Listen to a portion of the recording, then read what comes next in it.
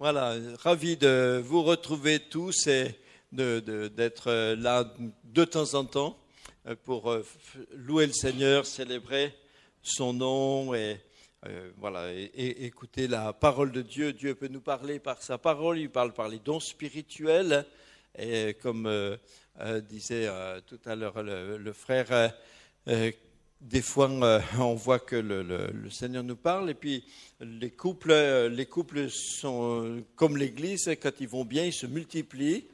Il y a quelque temps à l'Église, une fois, il y a eu une parole de connaissance. Quelqu'un a dit, récemment, il a dit, voilà, il y a un couple qui est là ce matin dans l'Église.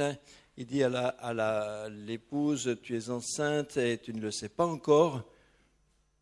Je me suis tourné vers Brigitte, j'ai dit, tu devrais passer à la pharmacie, prendre un test quand même. Mais c'était pas elle. Et alors, non, mais il y a eu des précédents, faut faire gaffe. Bon, ceci dit, votre pasteur m'a demandé de parler, vous êtes dans une série sur la fin des temps, il m'a dit, sur le retour de Jésus, la fin des temps, c'est ça? Je ne me suis pas trompé d'église, c'est ça, voilà. Et donc, voilà, j'apporte une petite réflexion aussi sur ce sujet. J'aime beaucoup parler de la fin des temps et plus que ça, j'aime bien parler de l'après. J'aime bien parler du ciel et tout ça. Mais on ne peut pas parler que de ça non plus. On est là quand même, voilà. Alors, donc, un point évidemment très... Il faut que je regarde l'heure. Ça y est. Et donc, un point, oui, sur la petite table dans le hall, à la sortie, je mettrai quelques-uns de mes livres. J'ai écrit un livre sur l'Apocalypse, qui est un commentaire de l'Apocalypse. C'est un commentaire du livre de l'Apocalypse, verset par verset, verset commenté par verset, un par un, depuis le début jusqu'à la fin. C'est pas un livre d'eschatologie, c'est-à-dire que c'est pas un traité d'eschatologie qui parle de tout ce qui concerne la fin des temps. C'est un commentaire du livre de l'Apocalypse. Alors évidemment, ça rejoint, évidemment, c'est eschatologique, mais c'est centré seulement sur ce livre-là. Donc s'il y a des gens que ça intéresse, parce que comme c'est un peu le thème, voilà, vous verrez tout à l'heure. Voilà. Alors une chose, il y a beaucoup de choses très très très importantes sur ce thème. La première, c'est que cette création aura une fin, parce qu'elle a eu un début. Elle a eu un début, elle a une fin. Dieu a créé le monde pour un but. Il a créé le monde dans une perspective. Et donc, lorsque le but pour lequel Dieu a créé le monde sera accompli, alors le but aura glorifié le Créateur et la création passera, comme le dit par exemple l'apôtre Pierre, indique que les éléments embrasés se déferont, se dissoudront et que la terre sera roulée comme un livre qu'on roule, puisqu'à l'époque les livres étaient sous forme de rouleau, et tout disparaîtra. En attendant, on est encore dedans. Dieu avait un but que lorsqu'il a créé le monde, et le but global de Dieu avec le monde, c'est un but très très général, et c'est un but qui le concerne lui-même. Parce que si on parle de la fin des temps, forcément, on se dit, mais alors pourquoi il y avait une fin, pourquoi il y a eu un début, quel est le sens de tout ça? Et le sens global de tout, c'est que c'est que cette création concerne Dieu lui-même, dans sa personne. Tout ce que Dieu fait le concerne lui, il est au centre. Nous ne sommes pas au centre de la création, c'est Dieu qui est au centre de sa création. La vérité, c'est que Dieu a un fils, c'est ce que nous apprend plus particulièrement le Nouveau Testament. Dieu a un fils et ce fils est sa parole. Et la parole de Dieu, à un moment, est sortie de Dieu, elle est devenue chair, elle est devenue l'homme Jésus. Mais éternellement, il est la parole de Dieu, éternellement en Dieu. Et parce que Dieu a un fils, Dieu a créé le monde pour donner une épouse à son fils.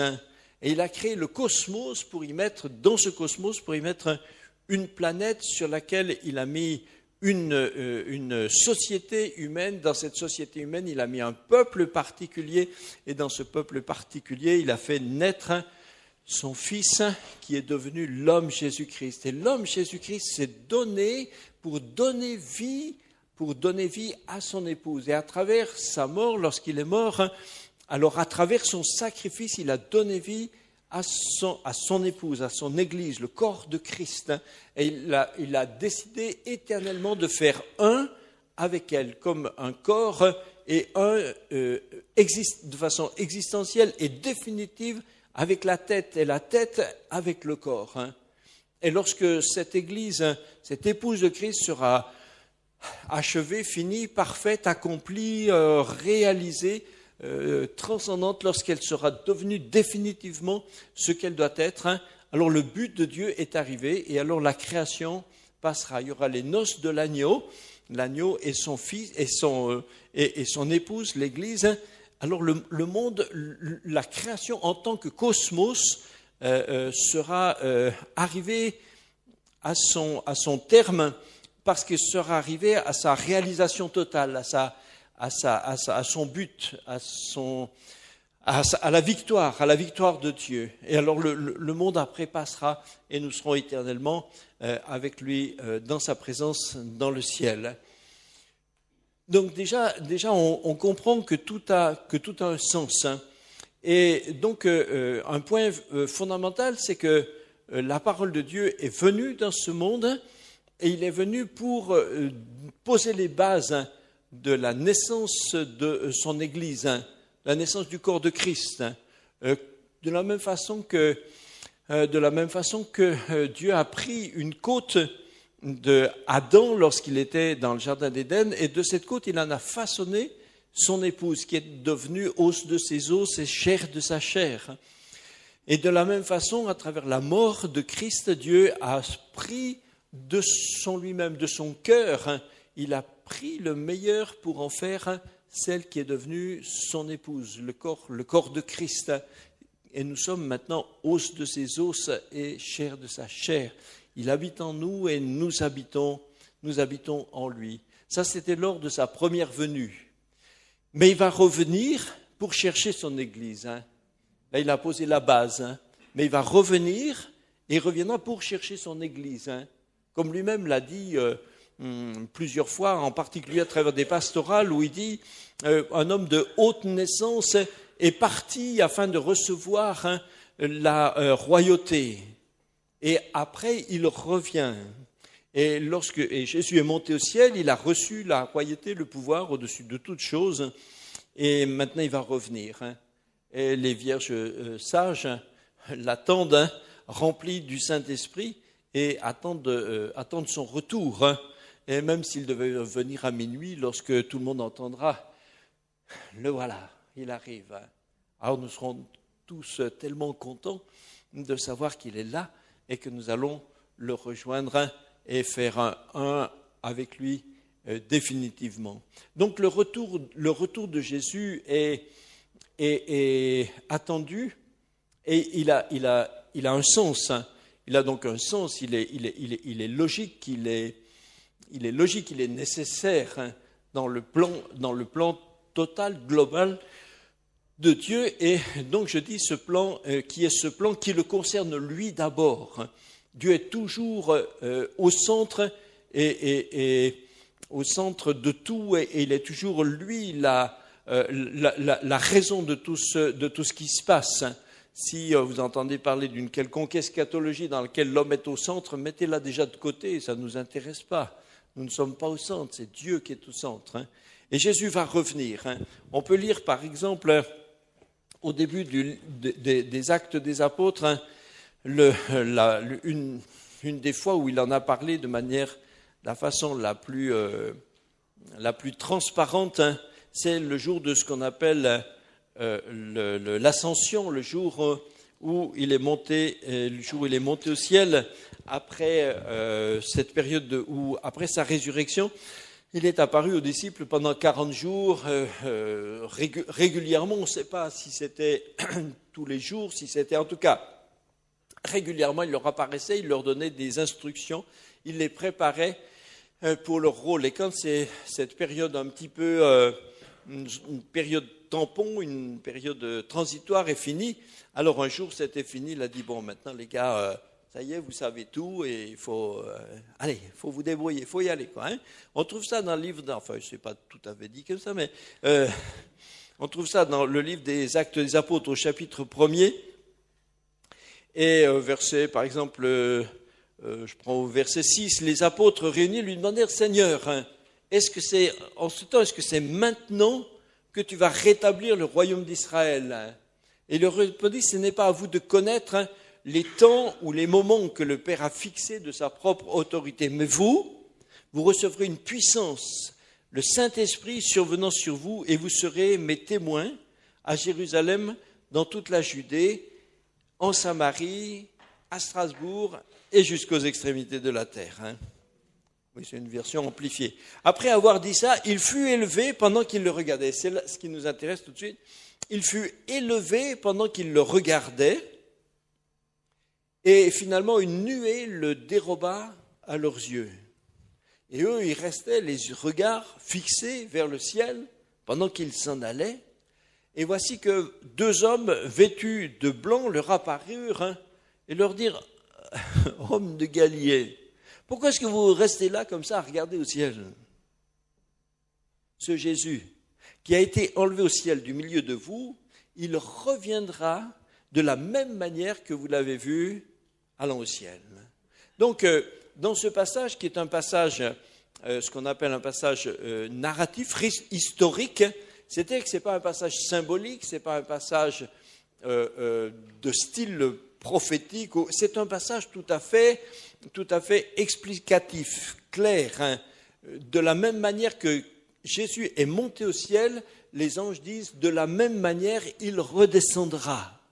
Donc, nous n'avons pas besoin d'explications particulières supplémentaires pour croire au retour de Jésus, parce qu'il nous est annoncé, par exemple dans ce passage, d'une manière tout à fait claire, explicite et sans aucune manière de pouvoir faire dire à ce passage autre chose que ce qu'il dit là. Un jour, Jésus redescendra du ciel de la même manière qu'il est monté.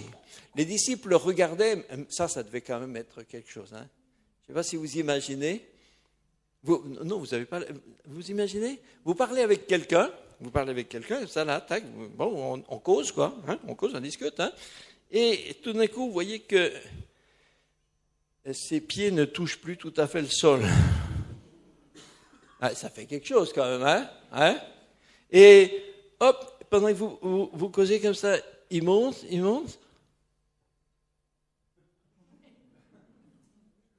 Et après, on reste là, à tout bête, on le regarde comme ça.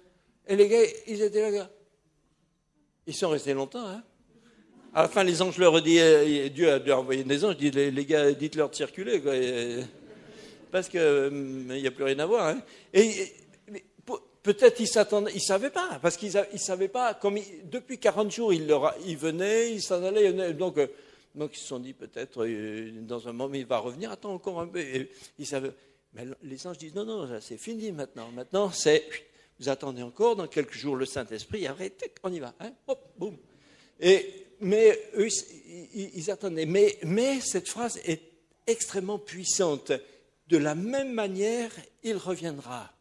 Donc, attendre le retour de Jésus fait partie du corpus global de l'Évangile d'une façon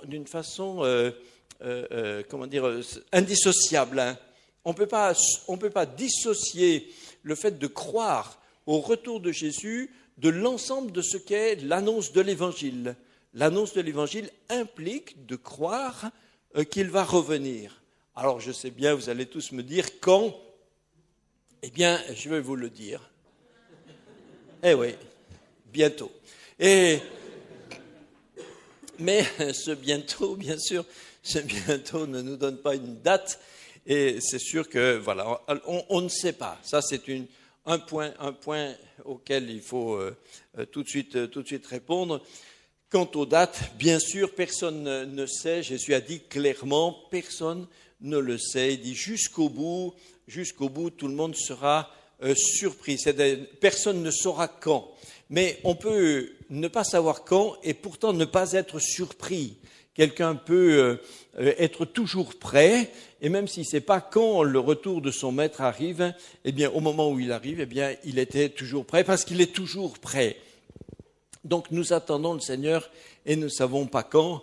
Bien sûr, on a souvent, plusieurs générations dans le temps de la vie de l'Église ont cru qu'ils étaient la dernière génération. Et nous avons tendance à le croire aussi. Pourtant, d'autres l'ont cru aussi avant nous, avec aussi des raisons. Et voilà. Mais alors, bien sûr, dans un sens, nos raisons à nous sont plus fortes que les leurs, puisqu'on est plus près du bout. Hein. Évidemment, il y a forcément un moment où on va y arriver quand même. Hein. Mais honnêtement, nous n'avons pas de vraies raisons objectives de présumer sur quand Jésus va revenir. Notre rôle n'est pas là. Notre rôle est de veiller, c'est-à-dire de spirituellement être toujours prêt. Et si le Seigneur revient ce soir, demain, tant mieux. Alléluia, merci Seigneur. Écoutez, maintenant même, tout de suite, ça serait très très bien. Mais ça, on ne sait pas. On a souvent l'impression que c'est tout près. Écoutez, parce que les événements se mettent comme ça, mais des fois les événements se font et puis quelques temps après ils se défont. Alors c'est Dieu qui dirige tout ça, c'est lui qui sait. Et nous, on trouve quelquefois que ça serait mieux qu'il revienne maintenant, mais lui a son regard sur la situation de la société humaine qui est évidemment bien plus perspicace que le nôtre. Hein. Et si le temps qui passe permet de sauver davantage de personnes qui passeront l'éternité dans la gloire avec lui, alors c'est sûr que c'est lui qui a raison. Et nos raisons personnelles à nous sont quelquefois un petit peu des raisons un peu égocentriques et qui nous feraient souhaiter que ce soit tout de suite. Mais d'autres vont nous rejoindre encore. En tout cas, toutes les théories qui essaie de nous faire, de faire croire que ce devrait être maintenant ou dans tant de temps, etc. Toutes ces théories n'ont pas de sens. Ne lisez pas les articles qui vous expliquent. Vous avez des gens qui aiment des trucs compliqués. En général, c'est à base d'astronomie, de comètes, de constellations, de trucs comme ça. C'est incompréhensible, mais à la fin, ils vous disent que ça va être là. Bon, et alors des gens y croient, mais ça ne sert à rien. Il y a quelque temps, quelqu'un que je connaissais dans le temps m'a envoyé un mail qu'il avait inondé la France, et pour nous expliquer, c'était il y a 2-3 ans que ça arriverait, je ne sais pas quand, c'était à la fin septembre, je crois, de je ne sais plus quelle année. Alors je lui ai répondu, j'ai dit, écoute, si tu veux, on en parle début octobre. Alors il était un peu fâché, parce qu'il a vu... Il était fâché, il m'a dit, ouais, tu prends ça à la légère. Mais oui, je prends ça à la légère parce que ça n'a pas de sens, c'est ridicule. Donc, les vierges sages et folles n'étaient pas censées savoir à quelle heure il arrivait. Mais par contre, elles avaient la responsabilité d'être toujours prêtes. Hein. Et ceux qui étaient prêts sont rentrés, celles qui étaient prêtes sont rentrées avec lui. Un point important, c'est de dire, mais alors qu'est-ce qui va se passer? Quand ça va se passer? Qu'est-ce qui va se passer? Et on peut lire, si vous voulez, dans 1 Thessaloniciens 4, un passage un peu difficile, si vous voulez, mais 1 Thessaloniciens 4, à partir du verset 13. 1 Thessaloniciens 4, 13. Les épîtres aux Thessaloniciens sont classés parmi les épîtres comme les épîtres qu'on appelle eschatologiques. Verset 13. Nous ne voulons pas, frères, que vous soyez dans l'ignorance au sujet de ceux qui sont décédés, littéralement en grec de ceux qui dorment, afin que vous ne vous affligiez pas comme les autres qui n'ont pas d'espérance. Parce que si nous croyons que Jésus est mort et qu'il est ressuscité, alors nous croyons aussi que Dieu ramènera par Jésus et avec lui ceux qui sont décédés. Et voici en effet ce que nous vous déclarons d'après la parole du Seigneur. Nous les vivants, c'est-à-dire la génération, ce nous, ça désigne la génération de ceux qui seront les contemporains de son retour. Nous les vivants, restés au moment de l'avènement du Seigneur, nous ne devancerons pas ceux qui sont décédés avant nous, dans toutes les générations précédentes. Parce que le Seigneur lui-même a un signal donné, à la voix d'un archange, au son de la trompette de Dieu, descendra du ciel, et les morts en Christ ressusciteront premièrement. Et ensuite, nous, cette génération qui sera présente à ce moment-là, nous, les vivants qui serons restés, nous serons tous ensemble enlevés avec eux sur des nuées à la rencontre du Seigneur dans les airs. Et ainsi, nous serons toujours avec le Seigneur. Consolez-vous donc les uns les autres avec ces paroles. Donc, ce passage dit que, donc à un moment, le Seigneur va descendre du ciel sur les nuées. Il va venir, donc il se verra, et toute la génération qui sera présente à ce moment-là, et quand il va revenir, c'est le moment de la résurrection de tous ceux qui sont morts. Ceux qui sont morts en Christ, aujourd'hui, où sont-ils? Eh bien, leurs corps sont dans des tombeaux. Ok. Mais eux, ils sont où?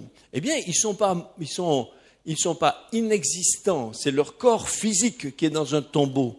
Mais ceux qui sont morts en Christ, aujourd'hui, ils sont leur âme, c'est-à-dire leur être intérieur, est avec le Seigneur dans le ciel.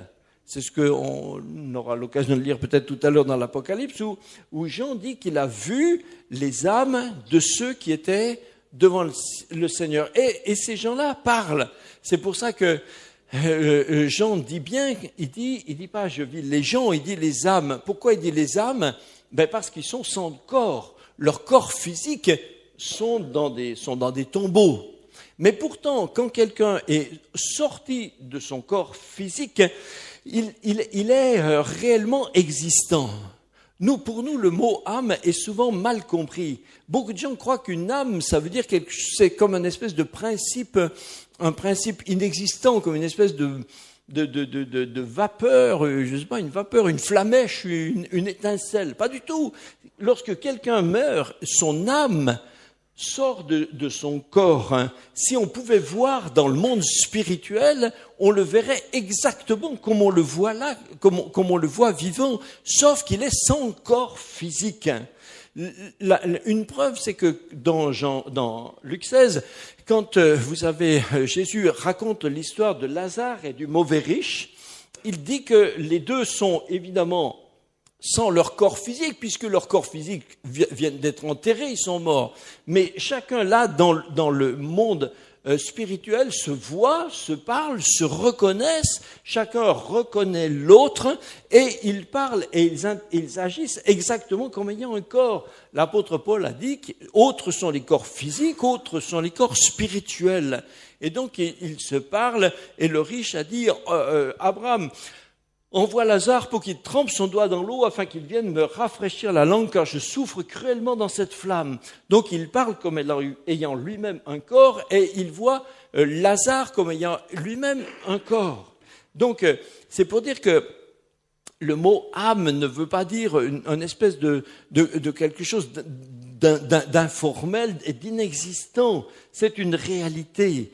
Quand l'apôtre Jean voit devant le Seigneur, devant l'autel de Dieu, il dit, je vis les âmes de ceux qui avaient été persécutés. Et ces gens-là sont des vrais, sont les saints qui sont là, qui sont dans le ciel, ils sont dans la présence de Dieu. Et ils ont un corps spirituel.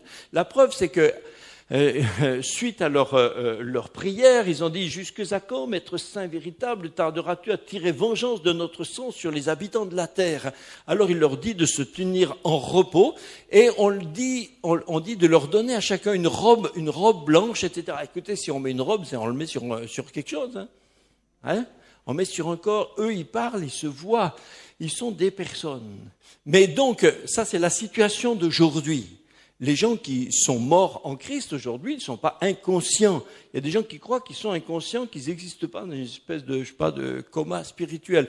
Tout ça parce que la Bible dit qu'ils se reposent. Mais au ciel, ils se reposent. Mais se reposer, ça veut pas dire d'être inconscient. Ils se reposent dans la présence de Dieu.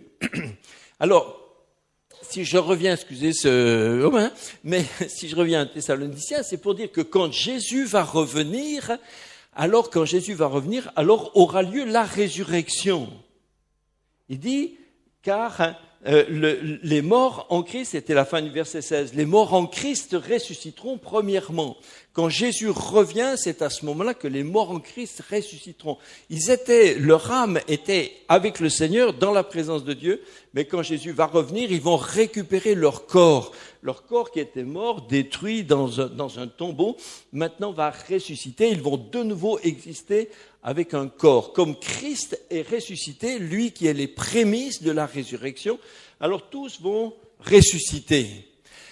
Donc au moment où Jésus revient, tous ceux qui étaient morts dans les générations précédentes ressuscitent.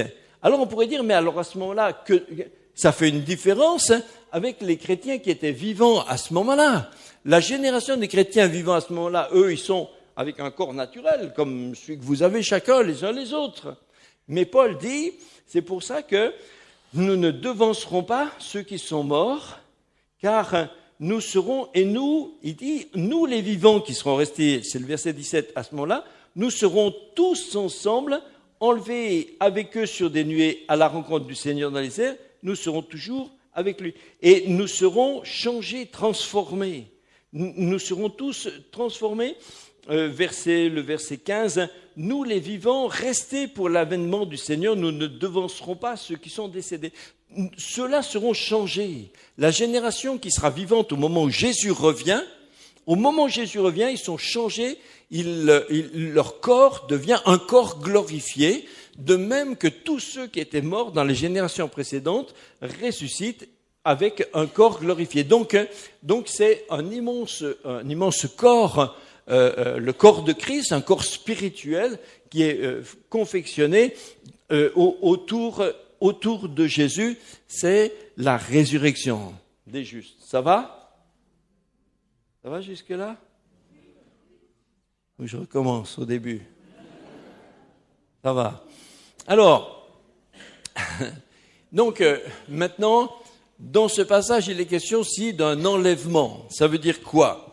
Eh bien, tout simplement que au moment où Jésus descend du ciel, vous savez qu'il descend du ciel et qu'il arrive sur une terre qui est ronde. Ça, vous saviez déjà? Oui. Donc, c'est un globe. Voilà. Et donc, pour réunir tout le monde autour de Jésus, quand Jésus descend, et pour que tout le monde soit réuni autour de lui, alors il faut, évidemment, pour que ça se fasse dans un temps où ce soit tout le monde, tous ensemble, eh bien, c'est pour ça qu'il y a l'enlèvement des croyants. C'est-à-dire que tous les disciples de Jésus seront enlevés, parce qu'ils sont enlevés de partout, depuis l'Australie, depuis partout, ils sont tous enlevés, tous ensemble, ils arrivent tous à la rencontre du Seigneur qui vient dans les airs. Cet enlèvement est nécessaire pour qu'ils arrivent tous en même temps, qu'ils soient tous rassemblés, récapitulés, réunis tous ensemble à la rencontre du Seigneur. Ça va? C'est la raison de l'enlèvement. Bon, maintenant on va faire un peu du français. Quand on dit qu'on va à la rencontre de quelqu'un, ça c'est facile, hein? Quand on va à la rencontre de quelqu'un, ça veut dire quoi? Si on dit qu'on va à la rencontre de quelqu'un, une fois qu'on s'est rencontrés, on va où? Non, c'est une vraie question, de français. Vous ne me suivez pas bien. Bon, imaginez que tout d'un coup, tout le monde dit, nous attendons, qu'est-ce qu'on va dire? Quelque chose de concret. Nous attendons le retour de Thibaut. Ça va? Bon. Alors, nous attendons le retour de Thibaut. Et on est là, on attend. Et tout d'un coup, quelqu'un dit, Thibaut arrive, il est au bout de la place. Allons à sa rencontre. Ça va? C'est facile. Donc, tout le monde sort, se précipite, nous allons à la rencontre. Donc, nous traversons la place en vitesse et nous rencontrons Thibaut. Oh, Thibaut, il y a longtemps que je ne sais pas vu. On se fait un bisou, bon. Et maintenant, après, on va où? Eh bien, c'est nous qui allions à sa rencontre. D'accord? Donc, comme on allait à sa rencontre, ça veut dire que maintenant, on vient ici. Puisque c'est lui qui venait ici. On allait à sa rencontre. Ça va? C'est la même chose avec... Non, là, vous ne comprenez pas, mais après, vous allez voir où je vous amène.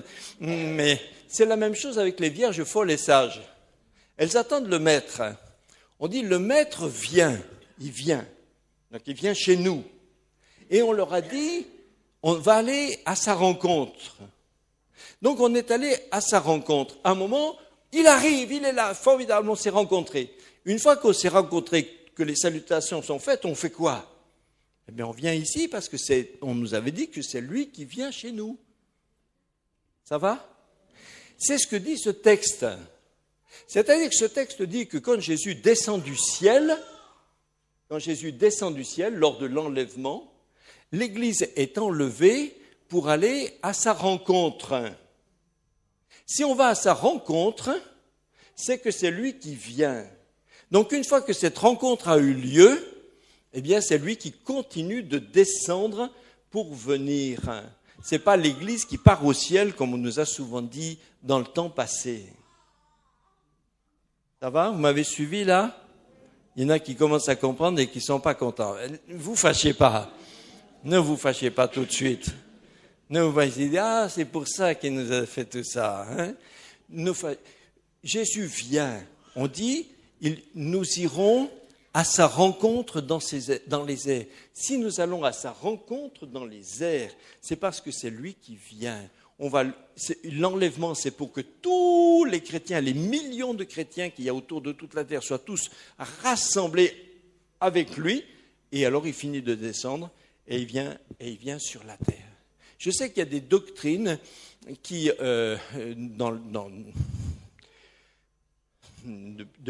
c'est surtout depuis 1850, il y a une doctrine qui dit que que ce passage dit le contraire. Hein. Il y a une doctrine qui dit que quand Christ va descendre, venir et que l'Église sera enlevée à sa rencontre, c'est pour que l'Église aille avec lui dans le ciel pendant longtemps. Mais ce n'est pas ce qui est écrit. C'est pas ce qui est écrit. Ce qui est écrit, c'est qu'il vient. C'est que c'est lui qui vient. Et c'est pour ça que je prends le temps de disséquer un petit peu ça pour expliquer que cette doctrine qu'on appelle, alors c'est un grand terme, si vous l'oubliez, il n'y a pas de problème, c'est ce qu'on appelle, cette théorie s'appelle le dispensationalisme. Tout simplement parce que c'est celui qui l'a propagé, s'appelait J.N. Darby, c'est dans les années 1850 à peu près, et lui avait sa doctrine était basée sur ce qu'il appelait les dispensations. Et le millénium qu'on va voir après, était la dernière dispensation. Donc depuis ce temps-là, on parle de cette doctrine. Mais Darby lui-même n'a pas inventé cette doctrine. C'est pas lui qui l'a inventée. En fait, c'est un jésuite espagnol, il s'appelait Ben Ezra, un jésuite, et qui a publié cette théorie dans un gros livre qui s'appelait La venue en espagnol, La venue du Christ en majesté, un énorme livre en 2-3 tomes, je ne sais pas comment, et dans lequel il y a des choses qui sont totalement non bibliques par ailleurs. Et puis après, il y a une jeune fille qui avait une vision, etc. Et donc Darby a fabriqué cette doctrine en disant que donc quand Jésus revient, ça se fait en 2 fois. Il reviendrait selon lui, et l'Église va au ciel, reste au ciel avec lui pendant 7 ans, et puis il ne reviendra réellement sur terre que 7 ans plus tard. Écoutez, ceux qui croient ça, je leur dis souvent, écoutez, moi je veux bien le croire, simplement montrez-le-moi dans la Bible. Les personnes ne me l'ont montré parce que c'est écrit nulle part. Ça n'existe pas, c'est une c'est une théorie du 19e siècle qui a été fabriquée et qui a été longuement multipliée par voilà, comment celui qui a la Bible, une grosse Bible d'études, et ensuite ça a été répertorié, mais répercuté comme ça, multiplié. En tout cas, je ne crois pas ça. Il y a des films aussi qui montrent qu'il y aurait tout d'un coup un enlèvement, tous les chrétiens disparaissent, la vie continue. Dans un film, le problème c'est que dans un film, ça fait des belles images, ça fait avec des effets spéciaux, c'est formidable. Vous voyez un bus qui avance et puis tout d'un coup, il n'y a plus de chauffeur. Bon, c'est quand même embêtant si dans un bus déjà, mais dans un avion, tu imagines. Mais voilà, ça fait des films spectaculaires, mais c'est pas basé sur la Bible. La Bible ne parle pas que de l'enlèvement serait un temps, un moment spécial, secret, mystérieux. Tout le monde se dit mais où sont passés 200 millions de personnes? Non, ça c'est juste du darbisme. Mais la vérité, c'est que lorsque Jésus vient, il viendra, tous les textes de la Bible disent clairement qu'il viendra de manière visible. Tout œil le verra, tout le monde le verra. Ça se verra comme un éclair qui part d'un bout de l'univers du ciel à l'autre, et tout le monde saura que Christ est revenu. Et alors c'est à ce moment-là, tout clairement, qu'il y aura tout de suite après, qu'il y aura le jugement dernier. Il rassemblera les brebis à sa gauche et à sa droite, les boucs à sa gauche. C'est là qu'il y aura le jugement, et tout se fera à ce moment-là. Il n'y a pas 36 venues du Seigneur. C'est cette hypothèse d'un retour de Jésus en 2 temps, etc., est purement un truc hypothétique, fabriqué, qui n'existe pas. Je suis désolé pour ceux qui y croyaient, vous êtes embêtés maintenant. Oh, ça devient compliqué. Bon. En tout cas, l'essentiel avec tout ce qu'on appelle l'eschatologie, c'est-à-dire cette science de la fin des temps, cette étude de la fin des temps, c'est pas, j'allais dire, c'est pas d'être sûr d'avoir les bonnes infos. Ce qu'il faut, c'est avoir Jésus en soi. Même si 2-3 d'entre nous, si nous avons une vision des temps de la fin différents, ça ne changera rien quand Jésus va revenir. Même si vous avez cru faux et que finalement ça ne se passe pas comme vous avez prévu, le Seigneur vous prend quand même. Voyez ? Moi, je suis très ouvert. Je dis souvent, moi, sur ces questions, je suis très ouvert. J'admets que les autres se trompent. Mais, non, ça c'est une blague. Mais c'est pas qualifiant d'avoir une bonne eschatologie. Ce qui est nécessaire, c'est d'avoir le bon Seigneur. On a pu se tromper dans un sens, dans l'autre, c'est pas grave. Ce qu'il nous faut, c'est nous attendre à lui et que notre cœur soit prêt, et que notre vie soit prête, et que notre vécu soit conforme à notre attente. On ne peut pas dire qu'on attend Jésus avec impatience et par ailleurs vivre comme si ça n'avait pas d'importance. Mais si c'est tellement important, alors on est impatient. Notre impatience se voit, elle se palpe, et notre vie, nos engagements correspondent à ce que nous attendons. Par rapport à tous ces termes-là, tous ces temps-là, il y a un mot qui revient souvent et qui est souvent aussi très débattu. Alors là, on peut aller dans peut-être Apocalypse 20. On peut aller dans Apocalypse 20, où on lit, on va lire 24. Apocalypse 24. Je vis ça. Donc l'Apocalypse, c'est une vision, c'est une vision. Donc c'est un livre tout en symboles. Et je vis des trônes, et à ceux qui s'y assirent fut donné le pouvoir de juger. Je vis les âmes de ceux qui avaient été décapités à cause du témoignage de Jésus et à cause de la parole de Dieu.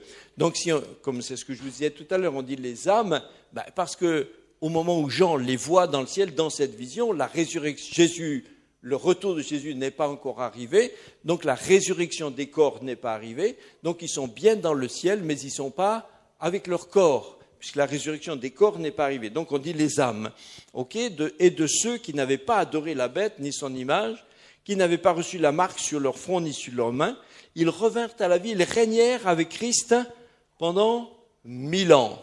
Voilà, alors c'est cette affirmation d'un règne de Christ sur la terre pendant 1000 ans est un véritable débat et c'est un enjeu majeur dans les discussions sur l'eschatologie.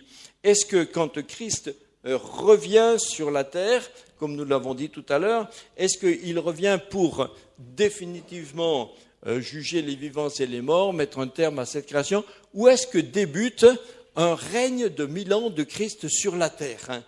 Et au cours des 2000 ans de l'histoire de l'Église, ce passage, ce verset, a été compris de façon très différente. Certains l'ont compris comme une annonce prophétique à prendre au sens concret, littéral. Christ revient et débute un temps de 1000 ans de règne sur la terre. Et d'autres disent non, ça c'est un langage symbolique pour parler de l'éternité avec le Seigneur dans sa présence. C'est l'éternité en Dieu, c'est l'éternité dans le salut céleste définitif. Alors comment trancher entre les deux? Eh bien, d'abord j'aimerais rappeler que cette affirmation d'un règne de Christ de 1000 ans après son retour sur la terre, cette affirmation ne se trouve que dans l'Apocalypse, dans ce passage, et nulle part ailleurs. Et dans la science de l'interprétation de la Bible, ce qu'on appelle l'herméneutique, on apprend qu'il faut toujours interpréter les passages difficiles par des passages plus clairs, plus explicites, ce qui est logique, plus limpide. Et donc, nulle part dans les passages de théologie doctrinaux clairs, explicites de Paul ou Jacques, Pierre, Jean, etc., nulle part n'apparaît cette notion. Or, le livre de l'Apocalypse est un livre qui est tout entier un livre de symboles. Tous les chiffres dans l'Apocalypse sont des symboles. Aucun chiffre dans l'Apocalypse n'est jamais utilisé dans sa valeur arithmétique. La preuve, par exemple, c'est qu'au début du livre d'Apocalypse, on dira, par exemple, qu'on parle des 7 esprits de Dieu. Alors, si vous le prenez au sens strict, littéral, quelqu'un va dire, Dieu n'a pas qu'un Saint-Esprit, l'Apocalypse dit qu'il en a 7. Vous voyez ? Du coup, vous avez un problème. Or, dans l'Apocalypse, le 7, ce n'est pas un chiffre arithmétique, c'est un chiffre symbolique qui parle de la perfection. Donc l'Apocalypse ne dit pas que Dieu a 7 Saint-Esprits, mais l'Apocalypse dit que Dieu a un Saint-Esprit qui est 7 fois saint. Ça va? Tous les chiffres de l'Apocalypse ont ce sens symbolique.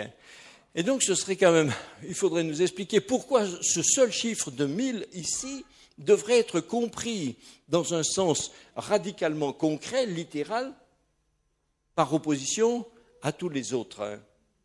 Et personnellement, je ne crois pas qu'il faut le lire de façon comme un nombre arithmétique. Alors certains disent, oui, mais ça veut dire que Christ va régner sur la terre après son retour. C'est peut-être pas 1000, mais c'est un temps très long. Ok, d'accord. Vous pouvez aussi le voir comme ça. Mais en fait, c'est très difficile de faire, d'affirmer qu'il y aura sur la terre un règne de Christ et que la vie sur la terre continuera à partir de son retour. C'est beaucoup plus biblique et on retrouverait ça dans beaucoup de passages. C'est bien plus simple et naturel, intuitif de penser que le retour de Jésus est la fin de cette création, le jugement dernier, et puis les cieux et la terre passeront et Dieu recrée de nouveaux cieux, de nouvelles. Ce que sera la suite, écoutez, je pense que ça nous dépasse totalement. On est incapable de savoir ce que ce sera. Même la réalité de ce qu'est la réalité concrète du royaume de Dieu, ça nous dépasse. Quand on parle de la présence dans le ciel, dans l'éternité avec Dieu, oui, c'est des images, mais ces images nous dépassent. Nous-mêmes, un corps glorifié, nous aurons un corps glorifié. C'est difficile ça ressemble à quoi? Comment ça se passe? C'est difficile à comprendre. Donc c'est quand on y sera qu'on le verra clairement. Et c'est pas de prévoir mieux qui nous permet de mieux nous y préparer. Ce qui nous permet de nous préparer, c'est notre communion, c'est notre relation avec le Seigneur.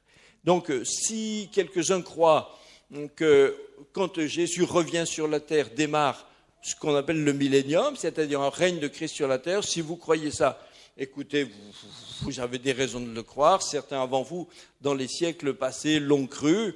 Eh bien, voilà, personnellement, je crois plutôt qu'il faut comprendre ces 1000 ans comme dans l'Apocalypse, comme l'annonce de l'éternité dans la présence divine céleste avec Dieu. Ça me semble bien plus simple. Mais de toute façon, si vous croyez comme ça, ou si vous croyez comme moi, ça n'empêchera pas que quand Christ va revenir, on sera ensemble. Ça va? On sera ensemble. Il n'y aura pas de catégorie spéciale. Il n'y aura pas ceux qui avaient compris, ceux qui avaient mal compris, ceux qui avaient rien compris du tout. Non. On va être tous ensemble et ça va très très bien se passer. Donc les vrais enjeux ne sont pas là. Ok? Bon. Un autre mot, je pense, qui est important, c'est une autre notion qui est très importante. Peut-être on va retourner alors au chapitre 7. C'est la notion de ce qu'on appelle la grande tribulation. Il y en a qui ont entendu parler de ça? Alors déjà le mot tribulation est déjà quand même pas un mot qu'on emploie tout le temps. À part ici dans l'église, quand on parle d'eschatologie, est-ce que quelqu'un parle de tribulation? Qui a employé ce mot aujourd'hui? Bon, la semaine dernière, dans les 5 ans qui viennent de se passer, personne. Voilà. Donc c'est toujours embêtant avec les mots qui ne font partie que du vocabulaire religieux. Parce que du coup, ce qui est embêtant avec ces mots, c'est que c'est des mots qu'on croit connaître, mais ils n'ont une définition que dans le domaine de l'Église. Donc on n'est pas sûr que tout le monde comprenne la même chose. C'est quoi une tribulation? Eh bien, on va le définir comme une période très difficile dans laquelle il y a beaucoup de persécutions, de difficultés, d'ennuis. C'est un temps très douloureux, plein d'agressions et plein de souffrances. Et donc dans ce temps-là, à propos de ceux qui sont devant le Seigneur, on lit Apocalypse 7, 13. Un des vieillards prit la parole et il me dit, mais ceux qui sont revêtus de robes blanches, dont on venait de parler, les âmes qui sont revêtues de robes blanches, qui sont-ils et d'où sont-ils venus? Et Jean a le bon sens de dire qu'il n'en sait rien. Il dit, mon Seigneur, tu le sais. Il dit, moi je comprends rien jusque-là. Et il me dit, ce sont ceux qui viennent de la grande tribulation. Ils ont lavé leurs robes et ils les ont blanchies dans le sang de l'agneau. C'est pour cela qu'ils sont devant le trône de Dieu et le servent nuit et jour dans son temple. Celui qui est assis sur le trône dressera sa tente sur eux. Ils n'auront plus faim, ils n'auront plus soif. Le soleil ni aucune chaleur ne les frappera plus, car l'agneau qui est au milieu du trône les paîtra et les conduira aux sources des eaux de la vie. Et Dieu essuiera toute larme de leurs yeux. Donc voilà la notion de la grande tribulation. Ceux qui ont été persécutés viennent de la grande tribulation. Alors, la question polémique sur ce sujet, c'est Qu'est-ce que cette grande tribulation? Elle va avoir lieu quand? Elle concerne qui? Et surtout, après, en filigrane, tout le monde se dit, est-ce que nous, on va y passer ou... Parce que c'est des fois décrit par certains orateurs avec des mots tellement cauchemardesques hein, que ça fait peur, hein, rien que d'y penser. Alors, là aussi, bien sûr, il y a plusieurs compréhensions. Et pour revenir hein, à ceux qui croyaient à la théorie que Christ est enlevé, l'Église est enlevée avec le Seigneur, elle reste dans le ciel en attendant 7 ans avant de redescendre, c'est cette période-là qu'ils appellent la grande tribulation. Parce que l'Église serait, selon eux, enlevée, elle reste dans le ciel, et pendant ce temps, la vie continue sur la terre. Hein. Mais alors là, c'est cauchemardesque. C'est l'antichrist prend le pouvoir hein, et la persécution devient mondiale. Enfin, c'est voilà. Est-ce que c'est ça la grande tribulation? Mais dans le passage que nous avons lu ici dans Apocalypse 7, lorsque Jean a vu ces personnes-là devant le trône, très évidemment, le temps du retour de Jésus n'est pas encore venu. Et le Seigneur lui-même dit que ces gens qui sont là devant le trône viennent de la grande tribulation. Et elle n'est pas terminée, elle n'est pas finie. C'est-à-dire que la grande tribulation, c'est bien plus naturel de le comprendre dans la Bible comme une désignation symbolique dans l'Apocalypse de l'histoire de toute la vie de l'Église. Hein. Toute la vie de l'Église, c'est la grande tribulation. Le Seigneur a toujours parlé de la vie de l'Église comme d'une grande tribulation. Il a dit, tous ceux qui vivront pieusement en Jésus-Christ seront persécutés. Le Seigneur a dit, s'ils m'ont persécuté, ils vous persécuteront. S'ils ont fait ces choses au bois vert, qu'en sera-t-il du bois sec? Et c'est ce que l'apôtre Paul a dit tout le temps. Et il a dit, nous-mêmes, nous sommes plongés dans la mort chaque jour. La grande tribulation, c'est ce temps dans lequel nous vivons avec le Seigneur. Bien sûr, nous ici en Europe, ça nous paraît un peu moins évident parce que depuis au moins 2 siècles et demi, l'Église en Occident, en Europe, a vécu quasiment loin de la persécution, en tout cas de la persécution franche et vraiment déclarée. Donc on a l'impression que la persécution, c'est seulement ailleurs, dans un autre temps, ou pour les autres. Mais si vous demandez à des chrétiens en Corée du Nord, ou au nord du Nigeria, ou au Mexique, dans le Chiapas, ou au Vietnam, ou je ne sais pas, en fait, une grande majorité des habitats de la société humaine aujourd'hui, les gens vous disent, mais la persécution n'est pas à venir, nous sommes dedans. Nous sommes dedans. Si on disait, est-ce que nous connaîtrons la grande tribulation? Tous ces chrétiens-là vous regardent avec des yeux comme ça, ils disent, mais c'est évident qu'on la connaîtra puisqu'on est dedans déjà maintenant. Vous voyez? Donc, nous, on a une vision qui nous donne quelquefois une fausse impression.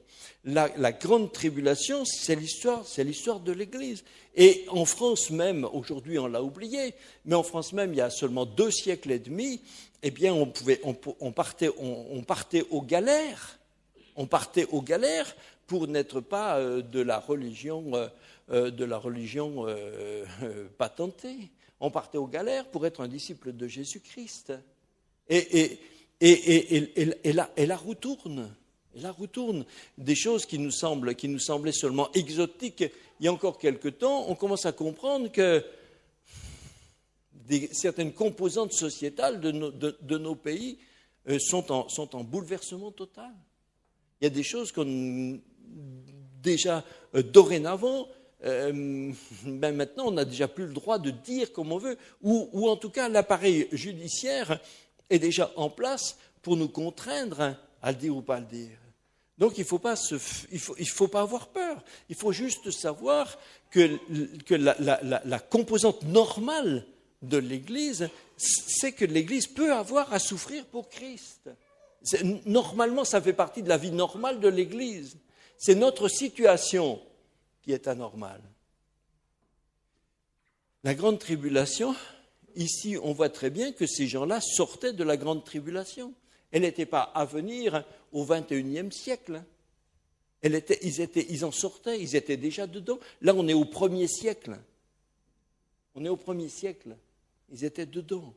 Donc, je crois que le livre de l'Apocalypse n'a pas été écrit pour une élite ésotérique qui ne le comprendrait que grâce à la technicité scientifique du XXIe siècle. Elle a été écrite au 1er siècle pour les chrétiens de tous les siècles. Ce n'est pas un livre ésotérique qui est futuriste, qui est fait pour essayer de décrypter des événements à venir ou tout ça. C'est un livre clair, c'est un livre simple, c'est un livre de piété, c'est un livre de foi, c'est un livre qui parle à ceux qui sont persécutés pour le Seigneur afin de les encourager. C'est le thème transversal de ce livre qui ressort tout le temps. Un livre qui est très très construit et qui n'est pas un livre à décrypter comme le Da Vinci Code, ou c'est pas un livre de rébus où il faut craquer des codes. C'est un livre de foi, c'est un livre sérieux, le livre de l'Apocalypse. C'est pas de la futurologie. Et donc la grande tribulation, beaucoup ont aimé cette théologie où l'Église était enlevée dans le ciel. Elle est enlevée dans le ciel, pendant ce temps sur la terre, tout le monde s'entretue, et puis nous, on y échappe. Mais ça ne nous prépare pas à faire face à nos vraies responsabilités. Ça nous prépare juste à espérer une fuite. Et j'aime mieux dire qu'il vaut mieux que les pasteurs soient vrais avec l'Église, des disciples de Jésus, pour leur dire, frères et sœurs, je ne sais pas ce qui peut nous arriver, je ne sais pas ce qui nous arrivera, je sais juste que ça fait partie du corps de l'Évangile que d'être questionné sur notre capacité à être amené peut-être à souffrir pour le Seigneur. Il vaut mieux, plutôt que se dire théologiquement nous échapperons, il vaudrait mieux se dire est-ce que dans mon âme je suis d'accord de dire oui Seigneur, s'il faut souffrir pour toi, je souffrirai pour toi. Ça nous préparera mieux. Ça nous préparera mieux que d'essayer de faire des stratégies de fuite qui nous font rêver. Tous les apôtres du Seigneur ont connu des temps difficiles. Dans les premiers siècles, tout le monde regardait comme normal de souffrir pour sa foi. C'était normal, c'est l'Évangile même. Il vaut mieux que nous nous posions la question et que nous disions si nous devons faire partie, si nous sommes dans cette grande tribulation, est-ce que nous sommes capables de le vivre et de l'accepter. Ce livre est là pour nous encourager à dire, frères et sœurs, ce livre nous dit, le Seigneur sera avec nous.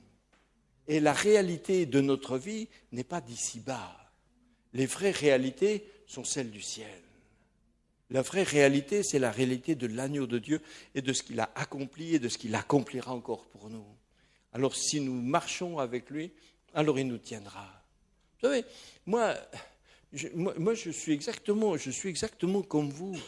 Moi j'aime bien quand tout va bien, j'aime bien quand autour de moi tout est clair, quand tout est facile. J'aime pas souffrir. J'aime pas manquer de quelque chose. Moi j'aime bien quand tout est confortable.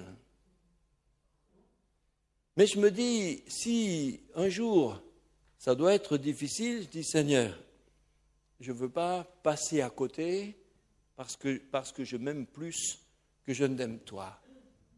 Je ne sais pas comment je réagirais si les choses devaient devenir très difficiles. Je ne sais rien, je ne sais pas, par moi-même.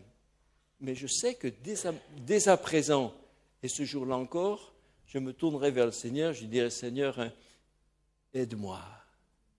Et c'est ce qu'ont fait tous les chrétiens depuis ces 20 siècles. Ils ont dit aide-moi. Et le Seigneur les a aidés. Et ils ont traversé ces temps en s'appuyant sur des textes qui disent que le Seigneur leur a dit, à travers ces textes, il leur a dit qu'il est avec eux, qu'il a vu, qu'il connaît, et que leur communion avec le Seigneur leur a permis de traverser ça. Ils n'ont pas regardé leur vie comme plus importante. Hein. Ils ont renoncé à tout ça. Donc, vous voyez, pour moi, c'est bien plus intéressant de s'arrêter sur ces textes-là. Et vous voyez, même dans les évangiles, vous prenez par exemple Matthieu 25, tous les passages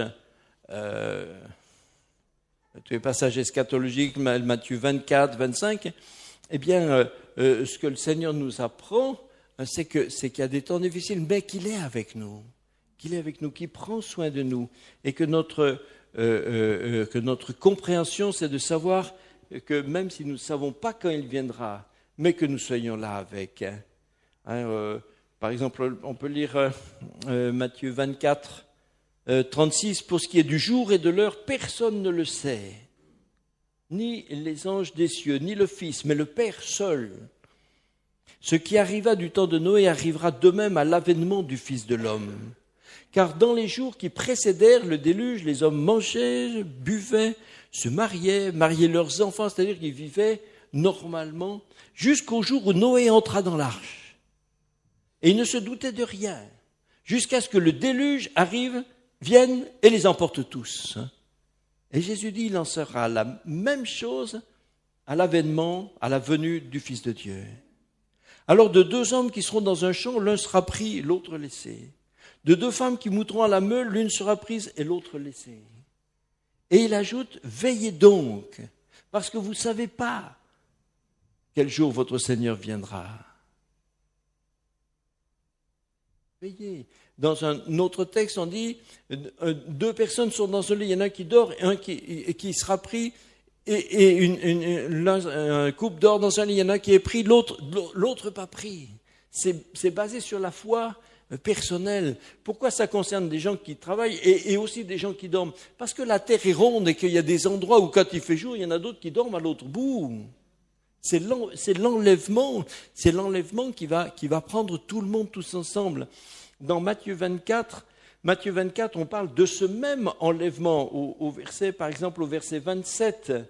Car comme l'éclair part de l'Orient et se montre jusqu'en Occident, ainsi sera l'avènement du Fils de l'homme. Tout le monde le verra en même temps. Ce sera quelque chose qui frappera tout le monde et ce sera fini, ce sera définitif. Il nous faut nous préparer maintenant et utiliser ce temps dans lequel nous sommes maintenant pour parler de Jésus à ceux qui ne le connaissent pas. On ne les gagnera pas par la peur, hein. Il ne s'agit pas de faire de l'évangélisation apocalyptique. Il y a des gens qui font de l'évangélisation apocalyptique. Convertis-toi, sinon tu vas voir ce qui va te tomber sur les oreilles. Mais ça gagne pas le cœur. Ça, à la limite, ça fait peur. Si vous êtes bon orateur, si vous êtes bon acteur, vous allez flanquer aux gens une telle trouille qu'effectivement, ils vont venir à l'église. Mais ils ne viennent pas à l'église pour le Seigneur, ils viennent à l'église parce qu'ils ont eu tellement peur. Mais ça, c'est pas une conversion. Ce qu'il faut, c'est toucher leur cœur. Ce qu'il faut, c'est leur faire aimer Jésus lui-même. Alors, bien sûr, s'il faut parler de ça à un moment, on en parlera parce que ça fait partie de la parole de Dieu. Mais Jésus a parlé aux gens et les gens l'aimaient. Il s'est fait aimer d'eux. Il leur a pas fait peur, il les a pas menacés, il les a pas contraints. Jésus n'a forcé personne. Jésus prêchait, puis voilà, si les gens voulaient le suivre, ils suivaient.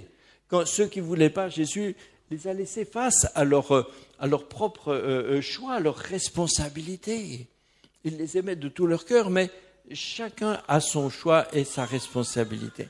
Donc, voilà, on a partagé quelques... Bien sûr, il y aurait beaucoup de points avec tout ça.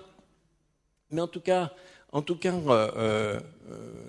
j'ai essayé juste de déblayer quelques points fondamentaux sur cette question du retour du Seigneur.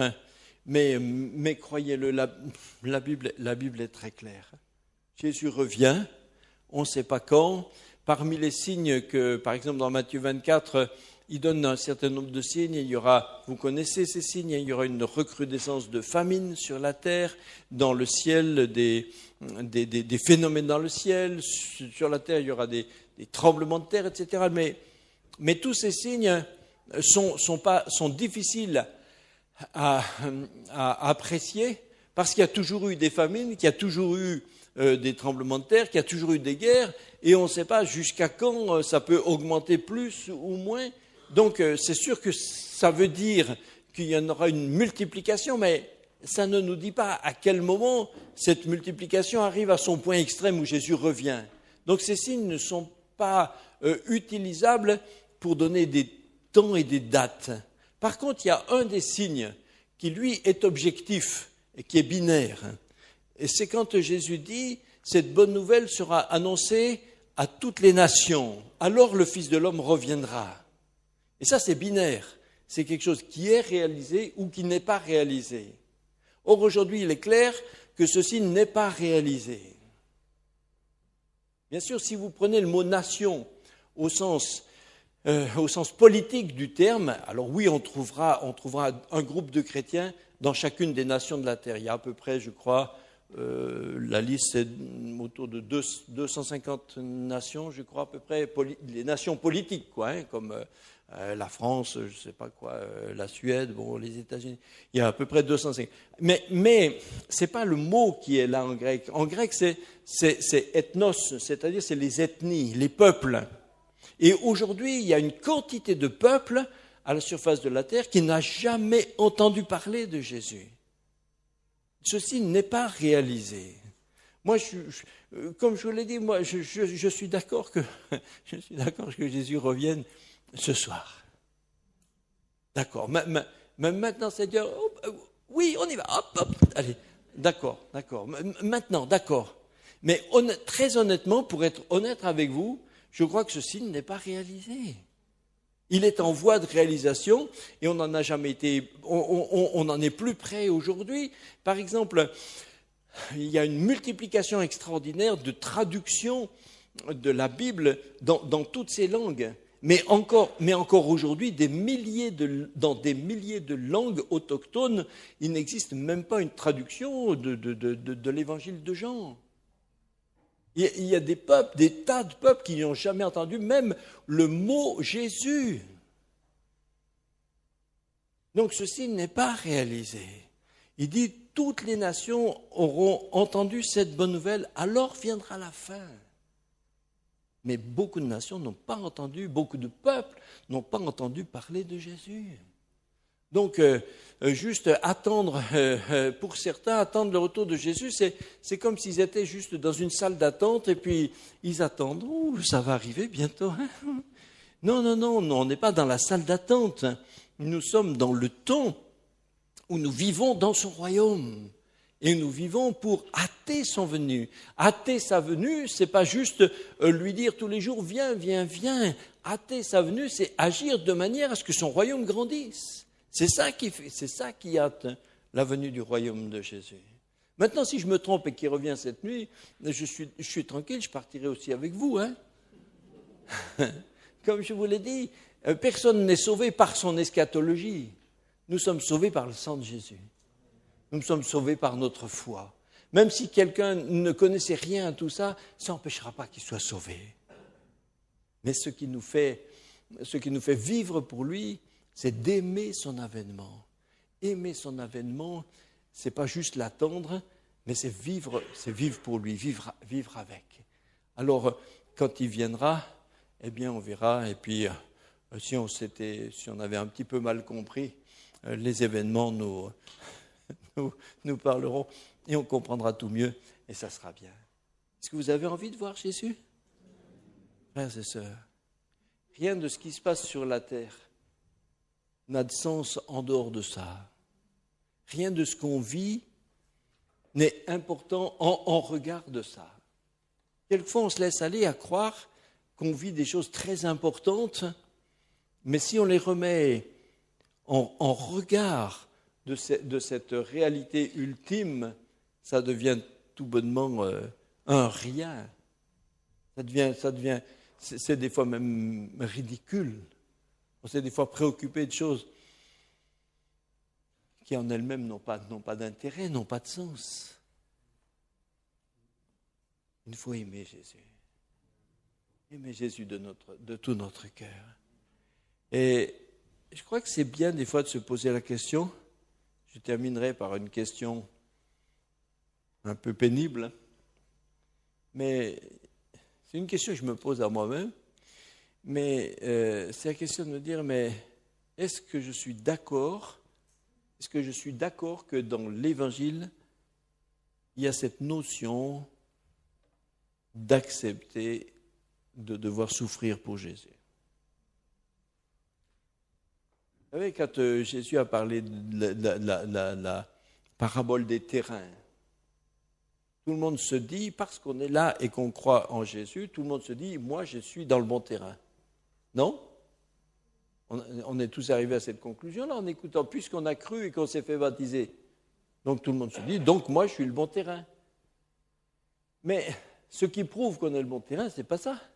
Ce qui prouve qu'on est dans le bon terrain, c'est comment on aura traversé un temps de tribulation. Parce que Jésus dit que ceux qui ont abandonné, qui n'avaient pas de racines et qui ont abandonné, il dit, quand il y a eu une tribulation à cause de la parole, ils ont abandonné. Donc ce qui nous fait être sûr qu'on est vraiment du bon terrain et qu'on portera du fruit définitif, c'est notre capacité à traverser une tribulation et à rester quand même avec le Seigneur. Si on n'est pas d'accord de traverser une tribulation en disant non, moi l'évangile, ah non, écoutez-moi frère, moi je suis venu à l'église, j'ai cru en Jésus, c'est pour qu'il me fasse du bien. Alors si c'est pour que... Ah ben ça c'est pas l'évangile alors. Donc moi une question que je me pose quelquefois, je me dis mais Seigneur, moi je ne veux pas avoir cru à la moitié de l'évangile. Moi je veux avoir cru à l'évangile tout entier. Et si ça doit devenir difficile, alors Seigneur, intellectuellement dans ma tête je l'accepte. Après dans la vie, il faudra que tu me donnes la force. Parce que moi je ne me sens pas du tout héros, vous voyez. Mais celui qui est le vainqueur, c'est Jésus qui est en moi. Et c'est lui qui nous rendra vainqueurs. Personne n'est héros par lui-même. Et surtout, ceux qui se croiraient très forts, faites bien. Alors pour le coup, faites bien attention. Il vaut mieux se savoir faible et se dire, c'est sur Jésus que je vais compter. Ça, c'est plus sûr. Mais si nous comptons sur lui, c'est sûr qu'il va nous aider. Parce que c'est lui qui nous a donné la vie. Ce n'est pas pour nous laisser tomber après. Nous aimons son retour. Mais pourquoi ? Juste pour qu'il vienne nous chercher et puis que tout aille bien pour nous. Et ça, c'est pas un peu égoïste, ça, un petit peu quand même, non ? Hein ? Ah, Seigneur, viens vite. Comme ça, pour moi, tout ira bien. Ah bon ? C'est un peu limité quand même, ça, non ? Non ? Égoïste, quand même, Mais le Seigneur va nous changer. On va prier. Seigneur, je voudrais vraiment que tu nous aides à nous attendre à toi. Nous nous attendons à toi. Nous voulons, quand nous disons que nous aimons ta venue, que nous attendons ta venue, nous ne voulons pas juste que ce soit pour que ça nous soit favorable. Ce que nous aimons, c'est que toi, tu sois honoré. C'est que toi, tu sois glorifié. C'est que le but de Dieu soit totalement accompli. Merci Seigneur. Si tu patientes encore dans ce monde, dans un monde aussi tordu, aussi méchant, c'est que ta patience nous dépasse. Et c'est une patience qui te fait attendre pour que d'autres encore puissent rentrer dans ce royaume merveilleux. Seigneur, si nous n'avons pas bien compris certaines choses, si nous sommes trompés, Seigneur, éclaire-nous davantage. Mais ce que nous ne voulons pas, c'est que nos cœurs se trompent. Nous ne voulons pas que notre attente se trompe. Nous ne voulons pas que notre volonté, notre esprit se trompe. Nous avons mis notre espérance en toi et nous savons qu'elle ne sera jamais déçue. Je te prie, Seigneur, de bénir cette Église, bénis cette assemblée. Seigneur, je te prie pour ceux peut-être qui qui n'aiment pas beaucoup ce thème parce qu'ils y ont rencontré beaucoup de peur, de crainte, ils ont senti beaucoup de menaces et quelque part ça les a renvoyés des tourments. Seigneur, je te prie que, au contraire, toutes ces choses soient pour eux vraiment l'encouragement de la fidélité de Dieu, l'encouragement de la bonté de Dieu, l'encouragement de la justice de Dieu, l'encouragement de la toute-puissance juste du Seigneur de l'univers. Je te prie que ceux qui ont peur soient rassurés, que ceux qui ont besoin d'être consolés soient consolés. Seigneur, je te prie pour ceux qui n'ont pas envie que tu reviennes parce qu'ils sont trop attachés à ce qui se passe ici. Je te prie pour ceux qui croient que ce qu'ils vivent aujourd'hui est important. Pour ceux qui croient que leurs objectifs d'ici-bas sont plus importants que ça. Seigneur, montre-leur leurs illusions. Permets, Seigneur, qu'ils deviennent vraiment ceux qui aiment ta venue, ceux qui attendent ton avènement, ceux qui veulent vivre pour l'avènement du royaume de Dieu. Seigneur, nous voulons, comme Jésus nous l'a dit, nous voulons tout considérer pour cela. Nous occuper seulement de ça, de ton royaume, et tu nous donneras par-dessus ce dont nous avons besoin. Merci Seigneur, merci Seigneur. Seigneur Jésus, l'Esprit, l'Église disent viens, viens Seigneur, viens. Tu viendras quand il est juste que tu viennes, mais nous aimons que tu viennes. Seigneur, nous avons hâte que tu viennes. L'Église a hâte que tu viennes. Seigneur, et dans le monde, beaucoup qui ont tellement souffert pour toi. Seigneur, nous te prie encore de les bénir, les encourager, les fortifier. Seigneur, tu te révèles à eux d'une manière encore nouvelle, puissante, pour qu'ils soient puissamment fortifiés, encouragés. Merci Seigneur. Bénis cette assemblée ici à Strasbourg. Bénis les frères et sœurs. Que chacun soit visité, que l'Esprit de Dieu visite chacun, que te prie Seigneur de souffler sur eux la compréhension des Écritures, que chacun puisse te connaître personnellement, au nom de Jésus. Alléluia, merci Seigneur, merci Seigneur. Gloire au nom de Jésus, gloire à ton nom Seigneur. Amen, merci Seigneur, alléluia. Amen. Voilà. Excusez-moi, j'ai été un peu long. Pardon, mais Jésus n'est pas revenu, donc voilà. Pas encore.